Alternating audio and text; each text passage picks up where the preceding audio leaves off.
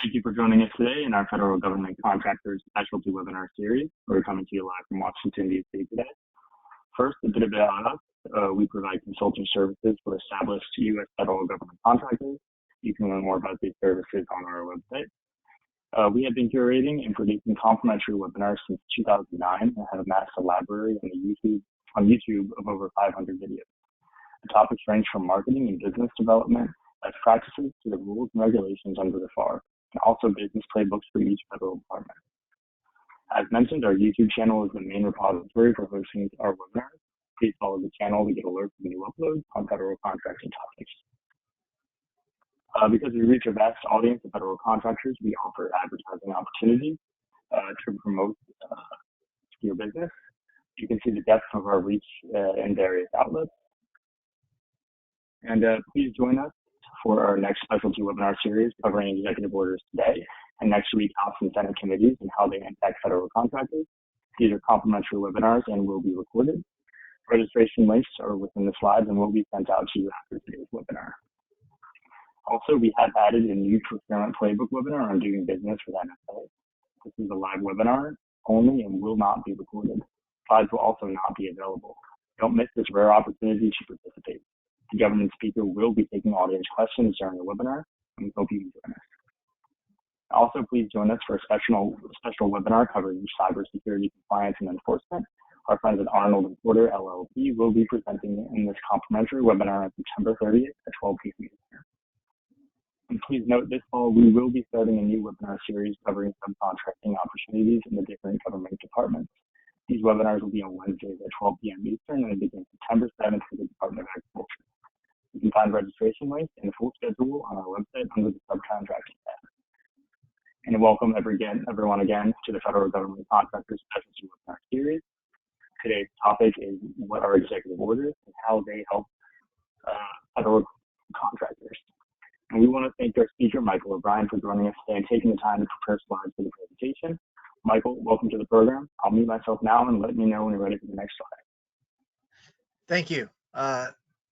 As Colton said, I'm Michael O'Brien. I'm the founder and the principal of Mob Advocacy.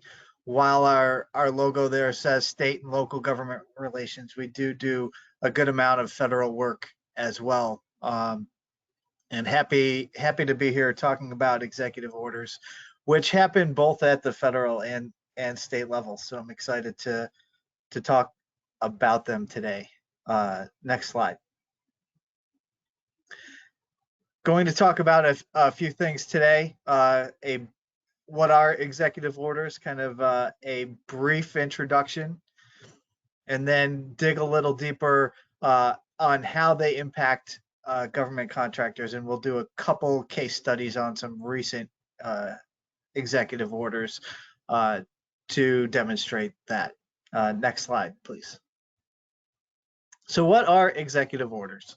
The definition of an executive order is a written, signed, and published directive from the President of the United States that manages operation of the federal government. And that's very plain English.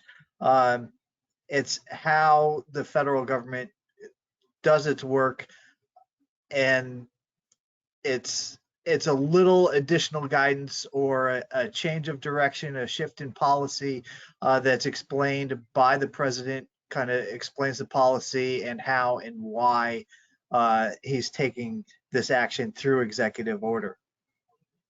There have been over 14,000 executive orders since George Washington issued the first, and every president except for William Henry Harrison has issued at least one. Federal FDR issued by far the most executive orders, 3,721. That's over 300 per year. And recently, some recent examples, President Clinton issued 364, President George W. Bush, 291, President Barack Obama, 276, President Donald Trump, 220, and so far in his term, President Joe Biden has issued 95. Next slide, please. What executive orders are not? Executive orders are not legislation. They do not require congressional approval, cannot be overridden through congressional action. Only a sitting president can alter an executive order. And executive orders are not appropriating tools. While some executive orders will move money around, some recent controversial executive orders, such as the southern wall between the U.S. and Mexico, did call for funds to be moved and spent. Executive orders aren't appropriating tools, so they cannot say they cannot create pots of money and spend those pots of money. Next slide. Executive orders versus executive action, and I think especially given some recent events that this is a good slide to focus on. So executive orders, as I said, are formal directives issued to federal agencies, department heads, other federal employees, federal contractors by the President of the United States under his statutory constitutional powers. Presidential or executive action is kind of a catch-all term. Sometimes you'll see these terms used interchangeably, but they're really two different terms. Executive action is simply something that the executive branch does. They can use any number of tools that are available in the kind of administrative toolbox. And so some recent executive actions that have come out were President Biden's executive action on climate change, which talked about what different agencies were doing and how they were going to be spending funds to impact climate change. The very recent student loan forgiveness was an executive action, not an executive order, and that's how the Department of Education announcing kind of how the Department of Education is going to be spending some funds. It's important to note that executive actions carry no legal weight.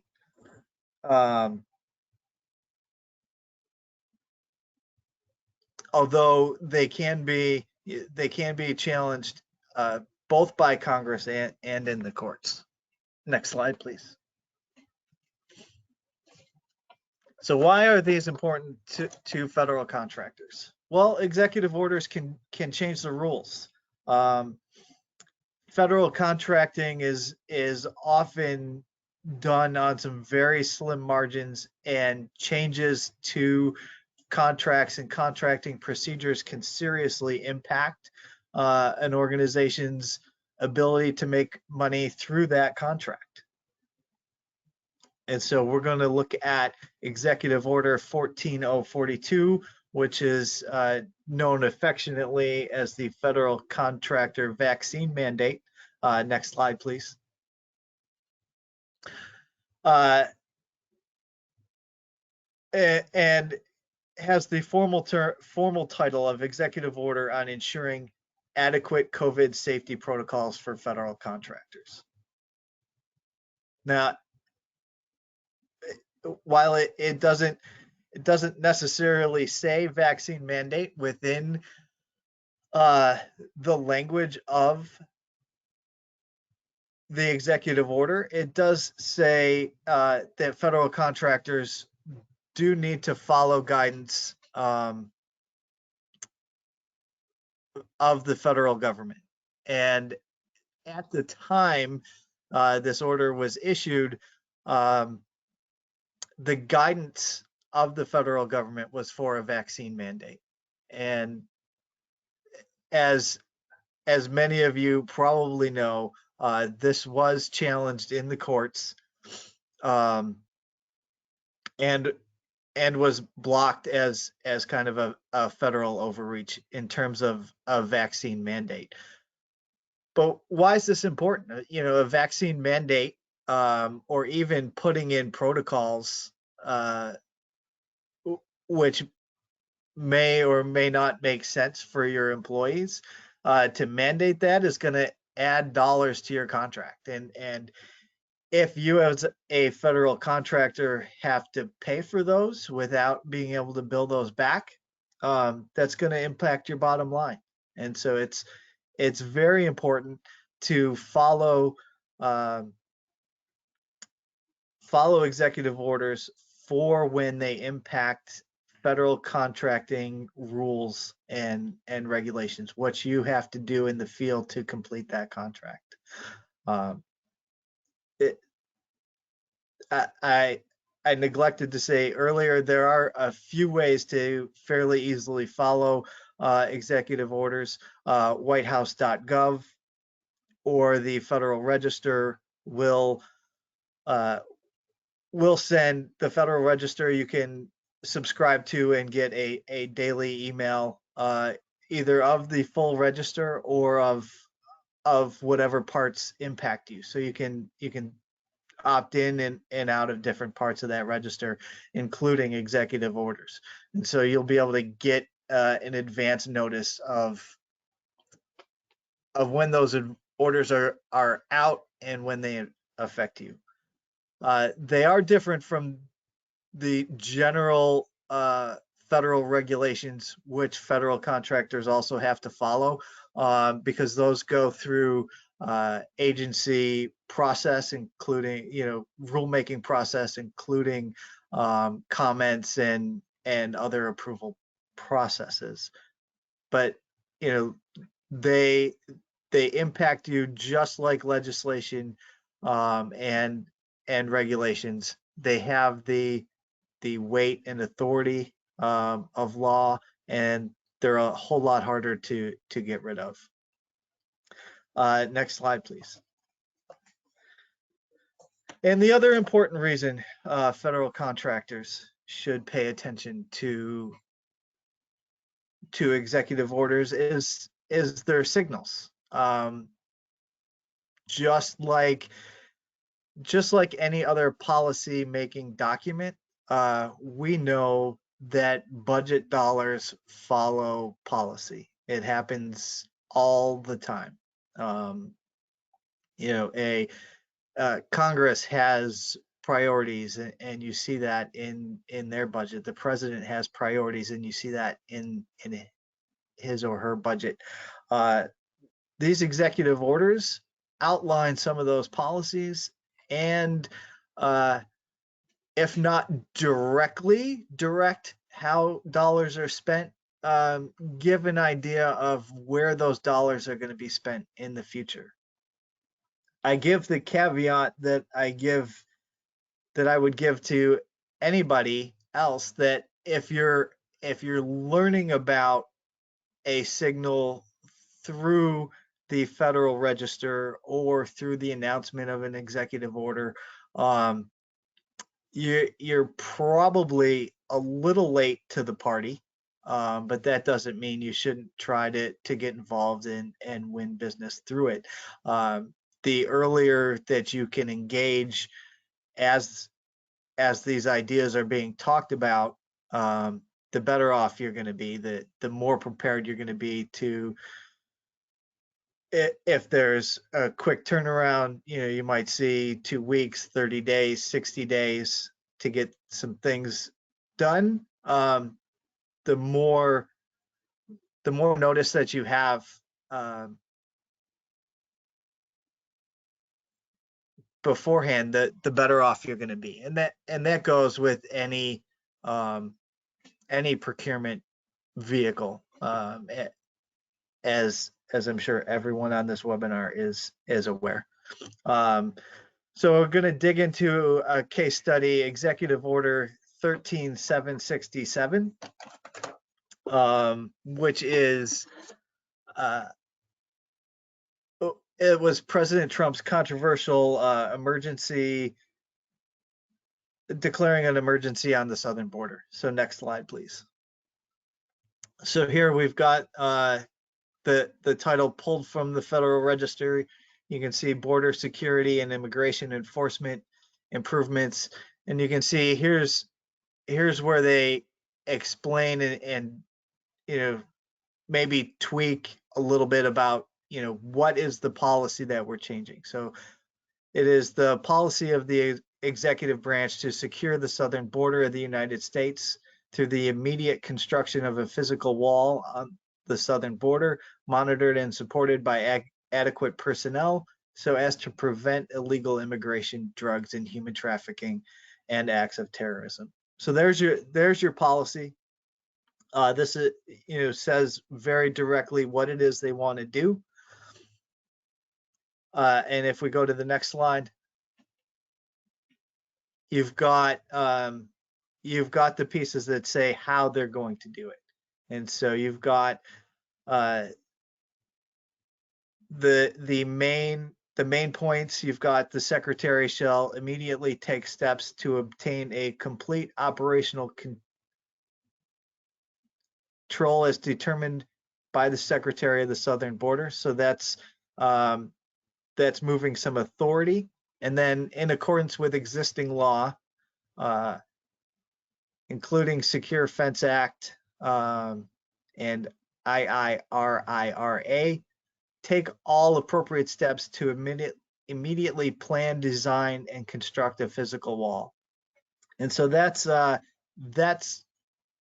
short-term movement of appropriated dollars. And so it's dollars that are determined to be close enough that aren't going to require an act of Congress to change. And so that's the short term. We're going to move dollars in order to start all of the process that's needed to build the wall. Identify to the extent permitted by law and allocate all sources of federal funds. And again, that's another piece to figure out what dollars are available and move them. And those are all short-term solutions. That's within the existing budget. And then the last one is long-term. Project and develop long-term funding requirements for the wall. And so that's where are these existing dollars going to come from? How much do we have to put in the budget in year 2, 3, 4 through 10, or how many years we decide it's going to take to build the wall. And so you can see the signals both on policy, and while President Trump came in kind of already saying that this was going to be a policy and going to be a priority, so people should have been prepared for this. This kind of outlines how he's going to get that done, or was going to get that done, both in the immediate planning, the short-term existing dollars, and the long-term plan to complete this project. And so you can see all along there's signals to federal contractors and other companies who might be interested in bidding on different facets of that, whether it's the studies that are going to come along, the designing, all the way down to the actual construction of the wall. This was very controversial in terms of how this fit into presidential authority. President Trump was no stranger to controversy through executive order. There was, and again, this is where executive orders and executive actions are important to distinguish. A lot of people remember that President Trump was said to be funding COVID relief through executive order, and as Congress was was debating how much is this relief package and kind of hit a wall in terms of those negotiations. President Trump had come out and said, we're going to do these pieces. And those pieces, while were reported on in a lot of places as executive order, a lot of them were actually executive actions. So where something like a border wall could have been challenged in courts, and was challenged in courts and found to be an acceptable use of presidential power. Some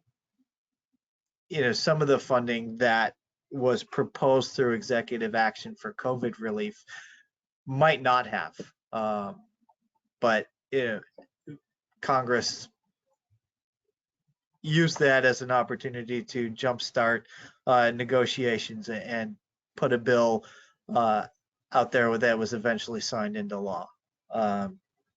So it's very important to remember the difference between executive actions and executive orders.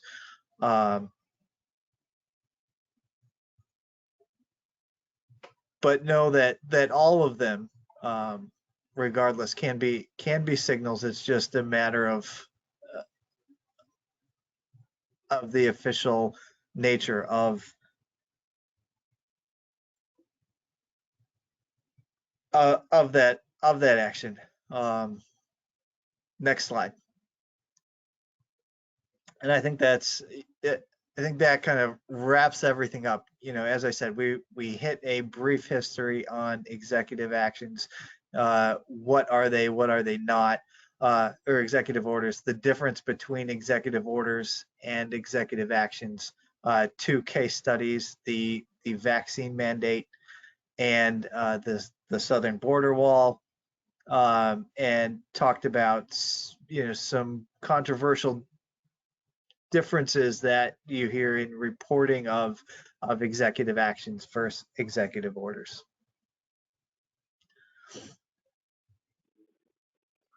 Thank you, Michael. Sorry about that. No, I was just about to turn it back over to you. Great. Well, I thought that was a great presentation, and you did a really good job of distinguishing the difference between executive orders and executive actions with a variety of case studies.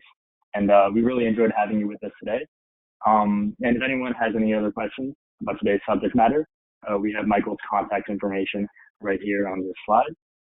And thank you again to Michael and everyone else who came and registered and participated in this webinar. Today's webinar will be recorded, and you can find the recording on our YouTube channel, our website, GovEvents, and more. All registrants for this webinar will receive an email with the recording and an attachment to the slides. This concludes today's webinar, and thank you.